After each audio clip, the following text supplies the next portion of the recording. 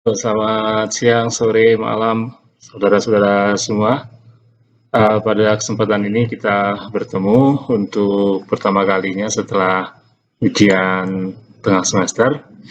Kita kali ini bertemu untuk pertama kali dalam ujian online, ya. Jadi bagi saudara-saudara yang baru pertama kali, tentunya saya yakin semuanya juga uh, banyak yang mengalami pertama kali, meskipun kemarin hari Senin, ya, itu adalah hari pertama kita melakukan kuliah secara online. Nah, pertama-tama juga saya ingin tunjukkan kepada saudara, ya, dan tentunya ingin mengucapkan selamat datang di kuliah online ini. Nah, apa yang harus saudara lakukan? Pertama-tama adalah saudara harus mengisi presensi melalui atau via web STE KPN dengan menggunakan atau mengikuti cara-cara yang sudah ditunjukkan dalam buku panduan. Nah, caranya cukup simpel, yaitu seperti saudara mengupload tugas saudara, atau dengan kata lain, saudara masuk ke web saudara, kemudian saudara pilih di situ ada tugas, tapi saudara tidak perlu mengupload sesuatu, hanya cukup memberikan penjelasan bahwa saudara hadir di bagian keterangan yang ada di web STI KPN. Nah, kuliah kita pertama hari ini, akuntansi keuangan lanjutan 2, materi setelah UTS adalah tentang intercompany profits transaction. Ya, jadi ini sedikit lebih rumit dibandingkan yang sebelumnya. Rumitnya nggak banyak sih, hanya dikit aja kerumitannya. Nah, saudara bisa lihat di sini di layar, yang akan kita diskusikan adalah tentang intercompany profits transaction.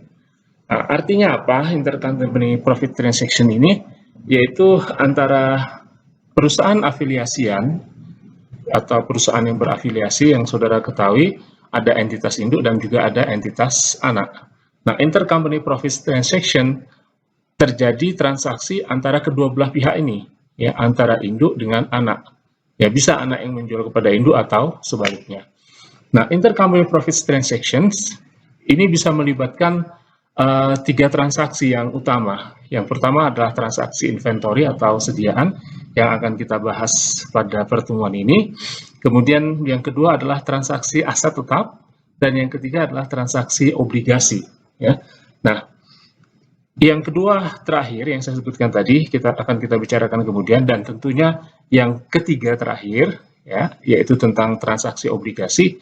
Kalau kita punya kesempatan kita akan singgung. Ya, itu tidak ada di materi dalam silabus, tetapi akan saya singgung supaya insight saudara, wawasan saudara menjadi lebih luas. Oke, saya masuk ke bagian pertama. Tadi saya bercerita tentang entitas induk menjual kepada entitas anak atau sebaliknya. Nah, struktur afiliasi ini menunjukkan arah dari penjualan inventory atau sediaan ini.